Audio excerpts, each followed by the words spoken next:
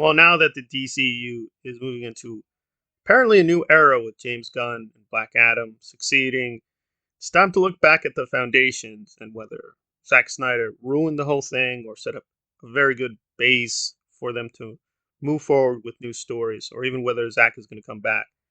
And of course, the crown jewel is the Snyder Cut, which has gotten a lot of partisan reflections, both positive and negative. I'm more on the Why positive doesn't he side, teleport in there with and his armor? Mauler was Steppenwolf can very use it all the negative. time whenever he And to give wants. him some Surely credit, he's Darkseid been can pretty too. negative from And the he get go. wants He this just doesn't place seem to more like than almost anything. anything They are Zack Snyder literal does. seconds from All the things he's completing their done with the plan right DCU. here. And you can only say some stuff is, quote, tolerable, but none of it is, quote, good. People think I myself am just being partisan. No, recently Thumbcast went through hours and hours of going through his moronic rage video on the Snyder Cut and found a lot of weaknesses that even I did not pick up on. The video itself is kind of weak, and he even erased comments admitting, yeah, he kind of rushed the video and it's not really one of his better videos. It's kind of a joke, but that said, he did make a few legitimate points, and I'm going to concede a major one, which I think is a bit of a dilemma the more you think about it, which is the mother boxes and the way they've been just pumped up in terms of their power and importance.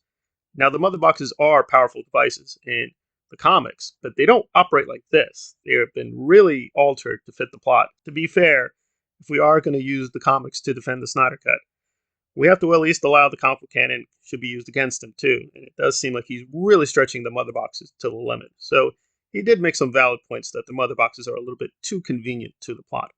But then, after making some good points, he starts getting into his usual drivel over complete nothingness. Despite all three waking up upon the death of Superman, is all of this for the convenience of the plot? Imagine if Silas's box was the first to wake up. Steppenwolf takes it with ease, and the other two, well, they weren't exactly difficult to get.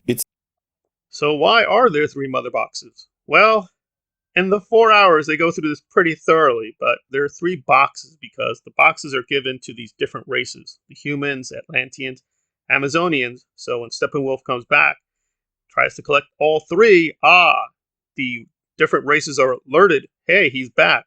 Remember, you once fought Darkseid's forces together. Maybe you need to come back together again. Did it have to be three? I don't know. I mean, Zack is a little bit of a Christian, so maybe there's some deeper symbolism with the Trinity and Christian symbolism. And this is going to become important later if you look at the Snyder Cut very closely.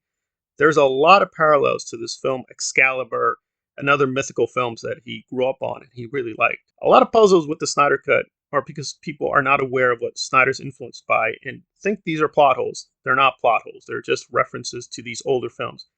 The thing is, Mauler's really stupid. He only knows very recent films from maybe the late 80s, maybe the 1990s. He doesn't have a lot of film literacy, so he's just puzzled by things other people are not puzzled by. If he had just done more homework, he would have understood where Zack was going. That said, he raises a few legitimate issues with why the mother boxes become activated at this point and not the other point.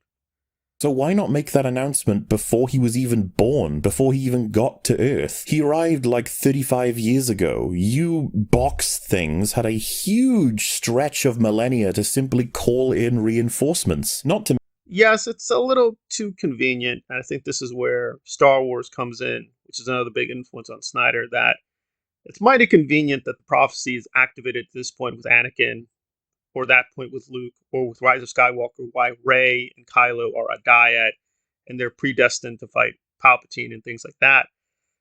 Again, I agree that that will make those films not very good films, and the individual stories may be strong, but the finales have tended to be weak because they go back to the prophecy and it's like, oh, Anakin is predestined to redeem himself, and then Rey and Kylo are predestined to defeat Palpatine.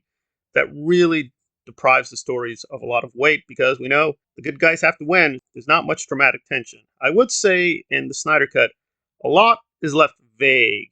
Why exactly the mother boxes are activated right precisely when Superman dies? Well, two things. One, he wasn't paying attention because Steppenwolf tells us directly that it's not just Superman, it's also Green Lanterns.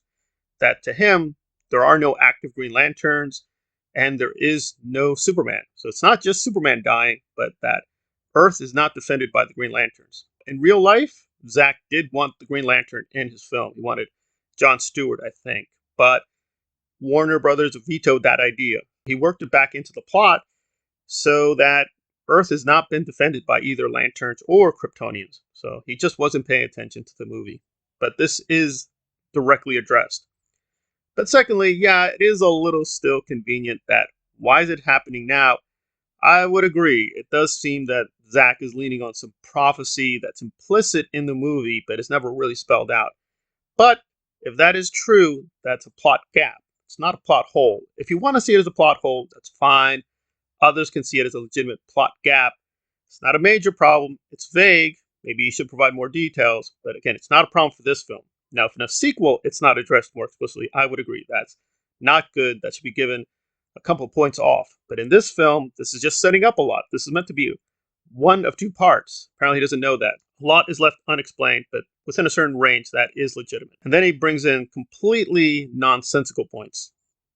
Mark screamed aplenty in his movies. Is there a different tone for a death scream? What if he died by decapitation? No death scream and thus no waking up? What if his scream didn't travel the distance? He was kryptonite adjacent after all. His power isn't at its highest. And why doesn't someone like Zod yelling not have a similar effect? Are the boxes really only going to wake up when they hear what they understand to be Earth's mightiest hero screaming as he dies? Which, by the way, if his scream is traveling these distances, then the amount of power it has at the origin point would create a fucking sound nuke, and that's a conservative estimate. They didn't wake up when he got temporarily deaded in space, so why are they waking up when he's temporarily deaded now? Do they care if he goes off-world? Do they know? What the Well, where to even begin? I don't think it's as simple as the sound of Superman's voice. And as he himself points out, yeah, Superman died.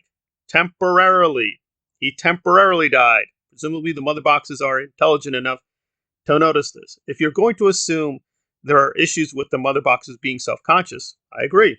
That is a massive, massive assumption we have to make in this film, that they are self-conscious to this degree. Like, okay, that's going to be a plot point you're going to lean on quite a lot. So be it. But if they are this self-conscious, they presumably know when Superman is dead and is not dead. So him being dead for a couple of seconds, they probably know he's not really dead. He's going to come back real soon. But when he's dead, he's really, really dead. Okay, now that's a different story. Now maybe we're going to become activated. And I don't think it is about Superman's voice. So the Zod comparison makes no sense. I think the way it would work out is it's a state of being. It's Superman being dead. The screaming thing is just a visual, aesthetic touch that Snyder brought in. I don't think it's the literal sound of Superman's voice, which is very powerful, that is doing the work. We have to differentiate between what Zack has been saying in the commentaries versus what the film is just showing. The film is just showing Superman dies, and the mother boxes acknowledges and therefore call out to Steppenwolf. That's about it. I don't think they go into the whole physics of Kryptonian screaming. I don't know, you're just being stupid and silly. But again, this video is pretty worthless, but it does make a few legitimate points. But as with anything with these Mauler videos, he could have just made his legitimate points very early on. It would have just been a 20-minute video. Still would have made him a little bit of money, but instead he's just stretching out the time to get more ad revenue and push his plushies at the end. But when you're attacking Zack Snyder for making a commercial film and, quote, squeezing the customers, it's kind of poor form then to promote your plushies and your podcast for money.